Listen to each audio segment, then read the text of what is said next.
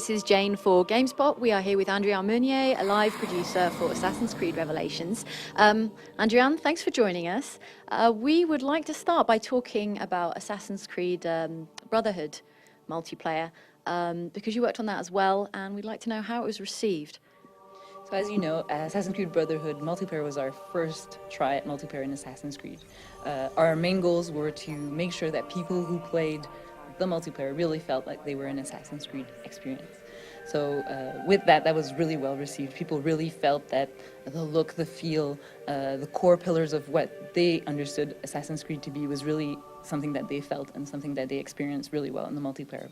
Another thing, we wanted to have unique gameplay because we feel that Assassin's Creed is very different than what's going on out there. So with the multiplayer, we had a really close multiplayer gameplay that really allows you to get into the face of your opponent, which is not something that's very common in multiplayer. Usually it's long-range weapons and things like that. You really have a more of a private one-on-one kill feel when you play the multiplayer, and that was also super well received. I think the initial feel for a lot of people were like, they were thinking it was going to be sword fighting because of the type of weapons that Ezio and Altair used.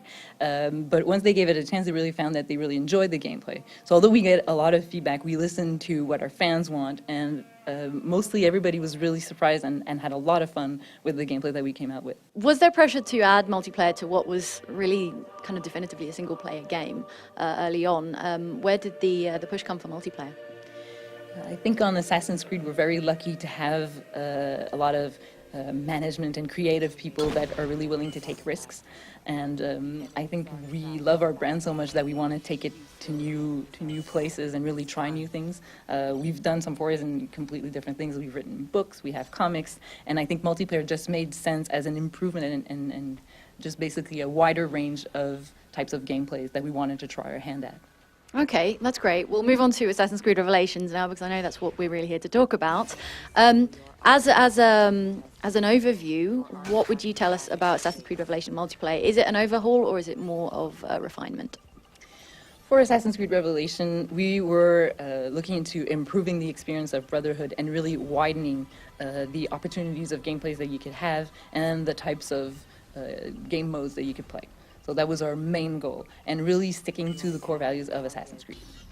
Okay, and we'll start by talking about the new modes. I think people will be really excited to hear about those. Tell us about what we've just been playing. So today you discovered two new modes: Artifact Assault, which is our take on the Capture the Flag gameplay, and Deathmatch. Deathmatch allows us to really ease into the wanted gameplay, which is for us the core signature move, the signature mode of the multiplayer.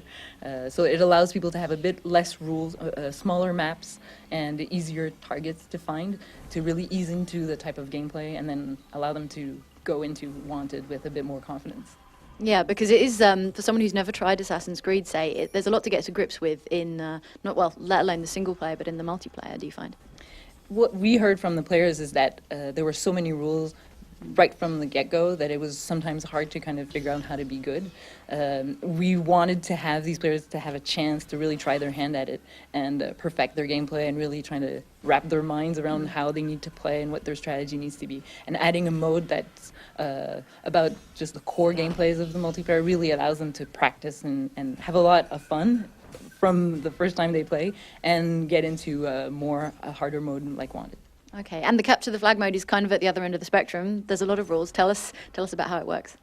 Well, people are usually familiar with Capture the Flag, so they come into that gameplay with a bit of an idea of what they have to do. So obviously there's an artifact that you need to steal from the opponent's team, and you need to defend your own artifact. The twist on it with the Assassin's Creed gameplay is that you move from being a prey to a predator depending on which zone you are. So when you're defending, you're kind of attacking the enemies that are coming in, and when you are getting to the artifact zone of your opponents, you're actually going to be the prey. So you're switching from one gameplay to the other as you move along with your artifact. And the only way to save the artifact is to eliminate your enemy.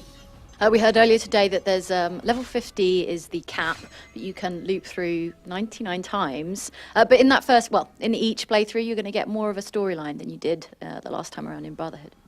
In Brotherhood, the leveling was linear, and what we had was really a simple unlocking mechanism. So you would unlock abilities, and that was it. With the leveling in Assassin's Creed Revelation, what we're adding is two things. As you progress in the leveling, you're actually progressing in your Templar training. So Abstergo is going to take notice of that, and they'll start kind of commenting and letting you in on the company's secrets.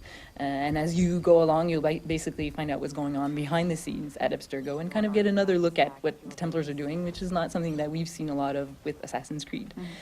Secondly, we have a mechanism where we'll be unlocking things for you, but we have in-game credits that are Abstergo credits that allow you to actually buy the parts that are unlocked that you want to work on. So you'll be able to choose the abilities and the customizations and the emblems that you want to unlock at the time you want to unlock them. So it allows you to progress your character as you feel you want to play it, rather than have a system that just unlocks everything for you and kind of forces your hand at really what you're evoluting towards.